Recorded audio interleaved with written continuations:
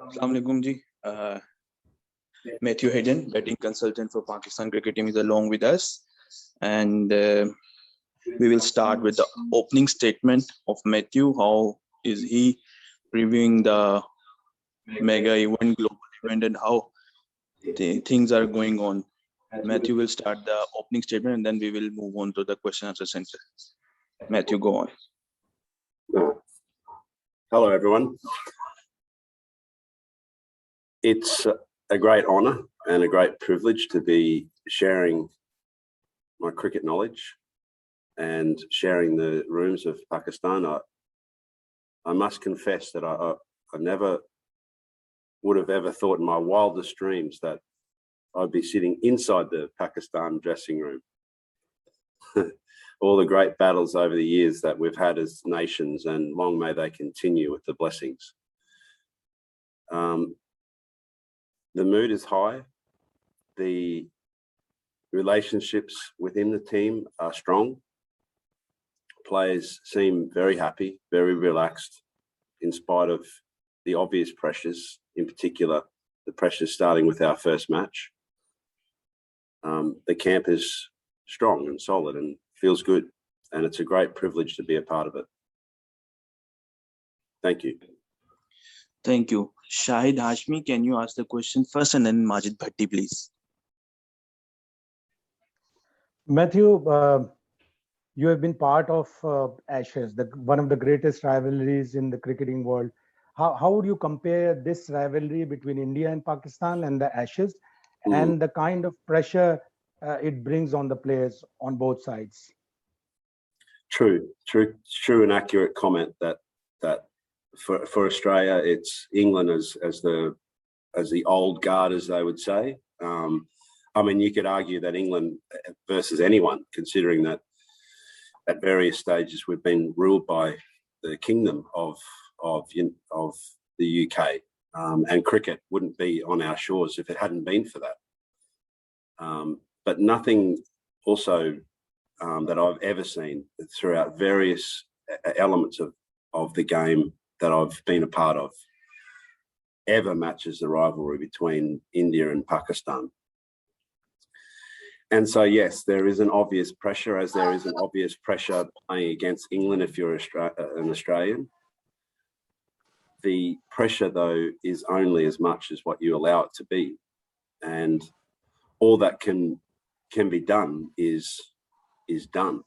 Your preparation is there. Your experience is there. Your opportunity now becomes a history-making opportunity. We can present all the stats. We can do all of our homework and research, but nothing can replace what will be the stat that we all write about, that we all dream about, that we all coach about or commentate on, which will be the event itself. So I sense that our players are ready for that opportunity, and I sense that there is a calmness around our group that warrants us to be a successful competitor on the day. So all that is done, and now it's just the opportunity of playing the game. Majid bhai, आप question करने और kindly Shahid bhai and Majid bhai पे mic. Matthew, this is your 3-4 weeks contract with the Pakistan cricket team. In this cricketing world, no one coach make difference in 3-4 weeks. Are you interested to deal with the Pakistan cricket team, and you want a long-term contract, or you have already your prior commitments with your commentary assignments? Yeah, thanks, Majid. In my life, I've never thought too much ahead. I know that seems strange, because from a cricketing point of view, I never felt like I was first selected. My wife and I would often talk about what we're going to do on the next tour, but we'd never look at 3, 4, 5 tours and expect to be playing. Excuse me, Matthew, please hold on. Majid bhai, kindly अपना mic mute कर ले. Go on. Okay. Thanks, Majid. Thank you. Yeah, so I have a lot of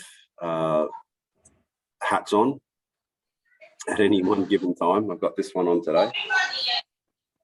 Muji, your phone's still on. You just please silence your phone.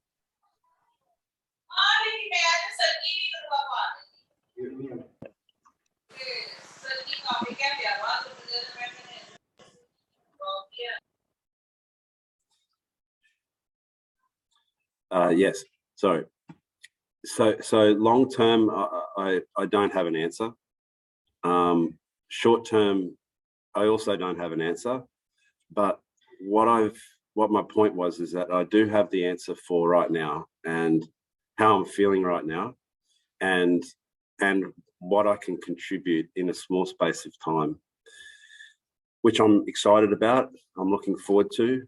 And I felt like I've made some really lovely connections with the boys and the group in general. And I'm excited about growing that potential and that opportunity. And that if that leads with wisdom to other potential engagements, then that will be considered at the time. Right now, though, we have a World Cup to win. And right now we have the first game of the tournament to also win. So my heart will be focused on that, not the future.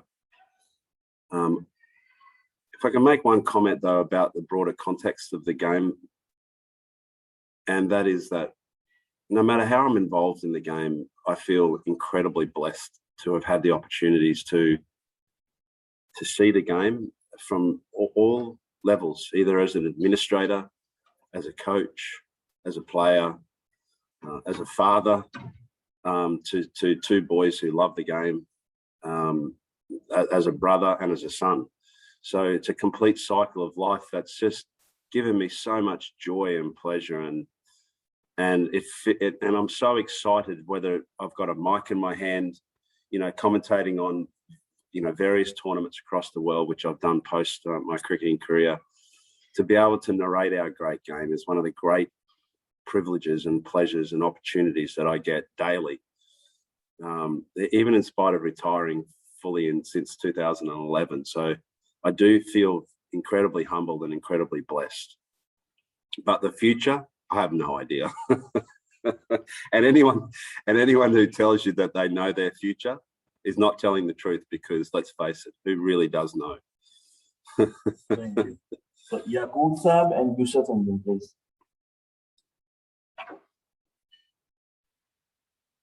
Hayden, Mr. Hayden, how much chances you are seeing about Pakistan victory against India, especially after watching the warm-up matches of both the teams? Yes, I think closely I've been watching Indian cricket for some time. As I've just mentioned, I've more or less watched KL Rahul, for example, who's a major threat to Pakistan, grow up as a boy, seeing his struggles with test matches versus, his dominance in the shorter formats of the game. Seeing someone like Rishabh Pant with his cheeky smile and his brash nature and his beautiful vision for the game, watching how he's destroyed bowling attacks because he's got that opportunity and sees it that way. So yes, I think, individually, I think it's always fantastic to see how players perform in a pressure match.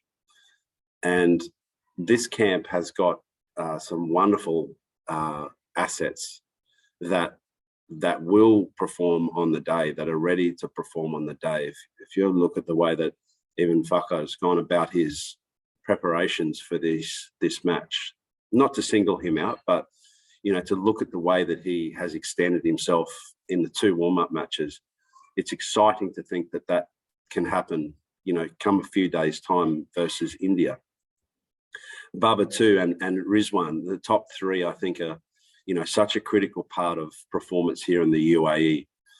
Generally speaking, when the power plays have been, such a significant part of T20 cricket in the UAE, and There have been a few exceptions, but most sides that win the power play win the match.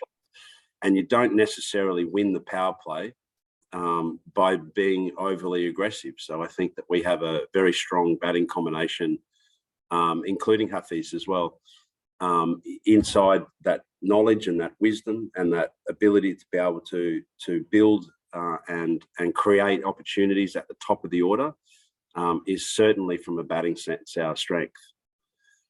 Big totals here are never going to be achieved.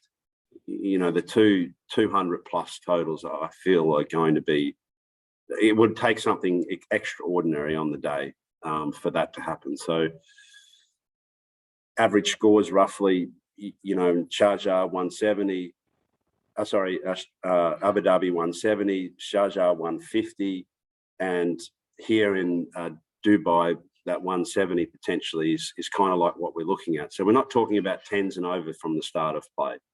So I do think that we've got a very, very balanced and strong batting lineup. How you see the role of Babar Azam and Shaheen Afridi in this World Cup? Key roles. We saw last night, Shaheen Afridi bowled the penultimate over in T20 cricket. He bowled the 19th over, and he got hit for 2 4s. One was a streaky 4. You know, it was a slog shot that got an inside edge and beat Rizwan. And I think it went for 8 or 9 over, but it was a very, very strong performance. So that 19th over in T20 cricket and the 20th over is such a key part of the bowling unit. And Bubba obviously, you know, has his own role to play, not only in terms of leadership, because as you've seen through the IPL, the 2 dominant captains here in the UAE, MS Dhoni, World Cup winner, and Owen Morgan, World Cup winner, even though their individual performances weren't as good as what they have previously done within their own statistical record, but the way that they led their troops and conducted themselves is an important part of the UAE, because, as I mentioned, it's not, one side's not necessarily going to run away with it here. It's a real dogfight. The conditions and the margins for errors are very little, and so good leadership is going to be key. And I think Bubba has that commands that presence, and he commands that role, and he needs to fulfill that role. On a batting sense as well, he I think is the premium player. He will be targeted. He will also be the person that everyone is wanting to as Christopher Gale says, put in his pocket. And so, yes, there's going to be additional pressure on him, both as a captain and also as a batsman. But I sense that the way that he goes about it is going to be spot on. Last full question for last 4 minutes. Atik Bhai and Kadir Khwaja first. No, Ibrahim, thank you. Already same question. Thank you. Kadir Khwaja, please go on. Matthew, don't you think that power hitting is an overhyped term when it comes to slow pitches like UAE? Yes. Yes, I do. If you were to take the average strike rate across the UAE, most sides would be very similar in that way. Most sides start relatively conservatively with the bat and build through to that 6th over, trying not to have 3-4 wickets down, trying to minimise the damage to the batting assets. Power hitting, though, is also an important element of T20 cricket. If you have a look at the way, for example, Narayan, who's not even picked for the West Indies, which seems ridiculous, but he can make impact, down at 16. The way that Hassan Ali can do the same. He strikes the ball differently to people, with great power, and it's an extremely important role that you have those dynamic hitters that can come through between the 15th and the 20th over and do damage, like a Narayan can, like a Kyron Pollard can, like a Hayden can, for example, who's got power and energy through their hands that are an important asset to this game. So underrated is probably too strong a word,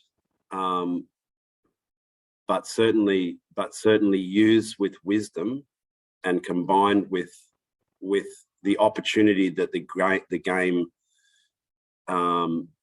provides. Power hitting and power hitters are a key asset to any side, and every side has one or two. Australia has Maxwell.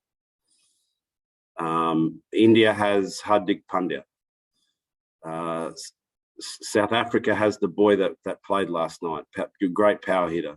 They all have that strong presence in a power hitting asset, but batsmanship still wins. It's still average play and average scores and targets need to be set accordingly. Last two questions, Abbas Reza and Abu Bakr. Hello, Hayden. Hi, Abbas. My question is, if there is an opportunity to play Fakhar Zaman at the top of the order and utilize his present form, is there an opportunity? can we utilize Fakhar Zaman at the top of the order as an opener? Oh, look, clearly I will have inputs into through coach as to how I sense the game, but that's a selection issue really. And the answer to your question is yes. Fakhar can play anywhere in those top four positions because he commands that performance. I think he's played, in the two games that he's played here in the UAE, he has performed very solid. His strike rate for his 40 in the first game was 180. Last night it was where typically it's 130 odd. Last night it was also above 160. He's playing very nicely, but he's also playing smart as well. I quite like him inside that as that number 3, that sheet anchor role, because of his way that he's got this great ability to be able to assess the conditions quite quickly, but then he can advance the game based on that partnership with Rizwan and Bubba. So personally, I like him at number 3. Thank you. Abu Bakr, last question, please. Hello, Hayden. We all know that you have a short assignment with Pakistan team, but what do you think? What one thing you gonna put in the Pakistani player for this cup?